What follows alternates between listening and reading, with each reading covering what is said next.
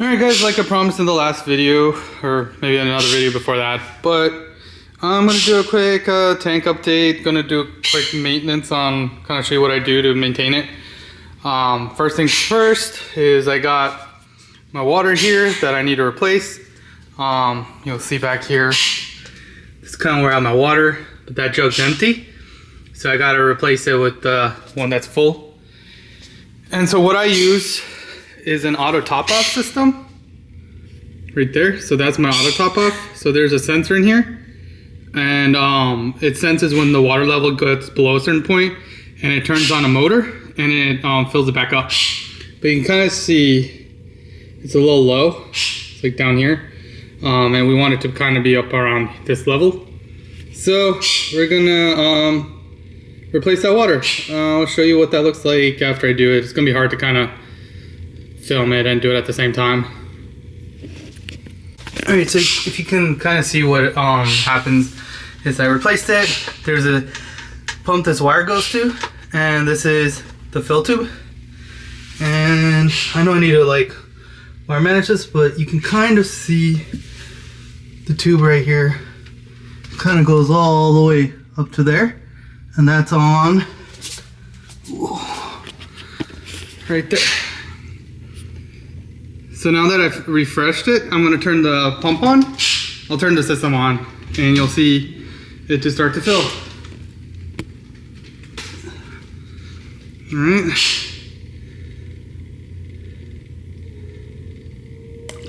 There you go. And so it'll fill up, and eventually the sensor will kick in when it senses the water level. Hopefully, maybe we can speed this part up. It's going to take a while. I'll show you when it's filled, kind of show you what the green light looks like. But while that's happening, I don't know if you can kind of tell, it's a little gnarly looking in here. Some of this stuff's on the outside.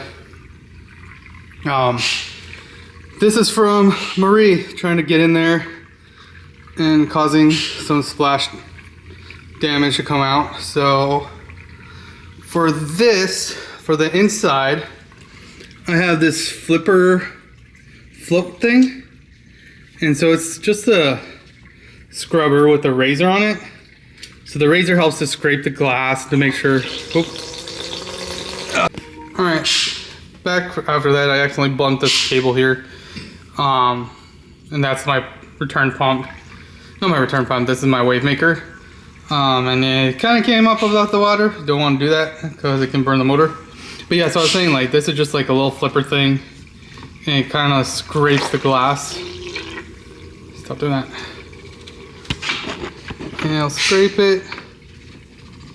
And what's one cool thing about this? It's magnetic. Come on. It's magnetic, so like, if I go over here, kind of like bring it around, and I'll attach. Now I can scrape on this side.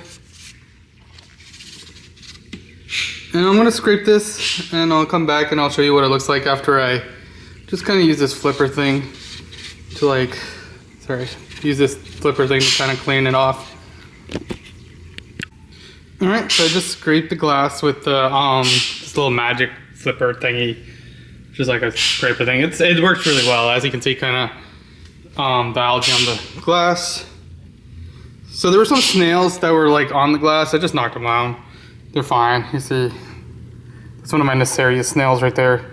I got a few in here. I don't have any snails in here that can't right themselves up. I made sure, just because like I don't want my snails to die because they fall off. But you can see some Nazar snails. You can see the Nacerius snails. I don't have any turbos. I do have a few conchs. I got this one. And then you can kind of see the one in the back. There's one back there. Yeah, right back there. So I can zoom in on them.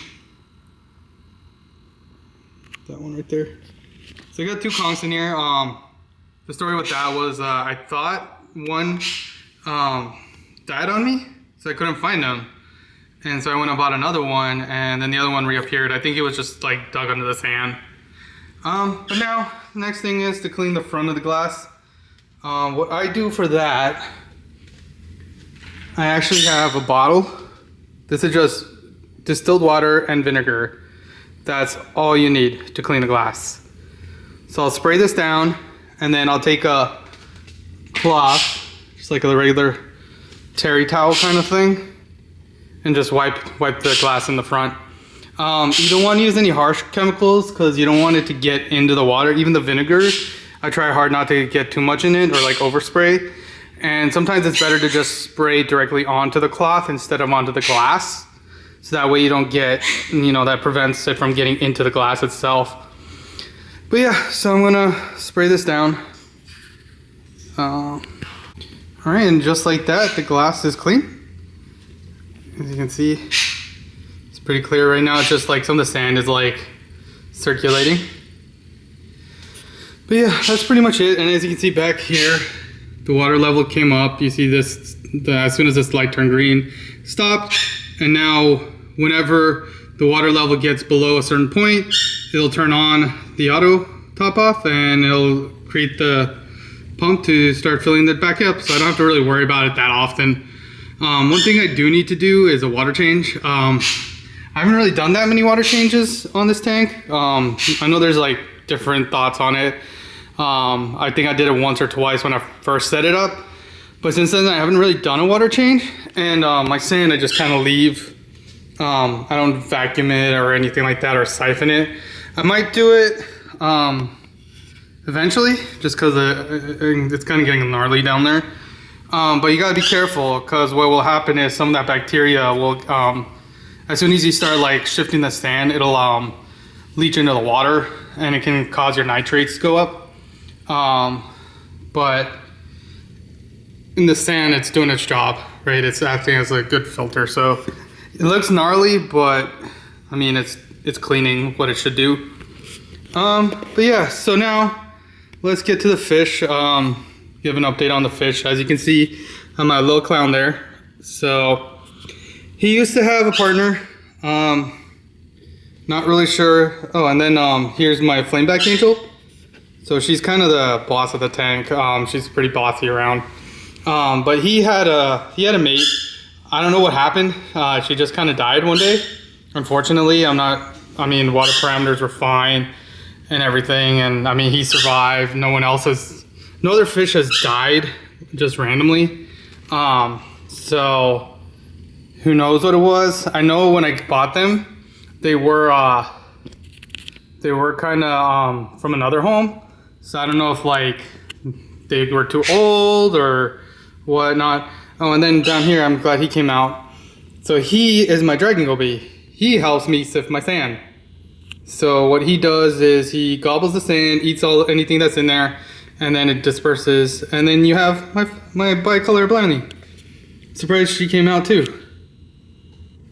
So that's my bicolor blenny. Yeah, there we go. That's a good shot. I'm glad he came out. Sometimes they don't come out. They're very shy.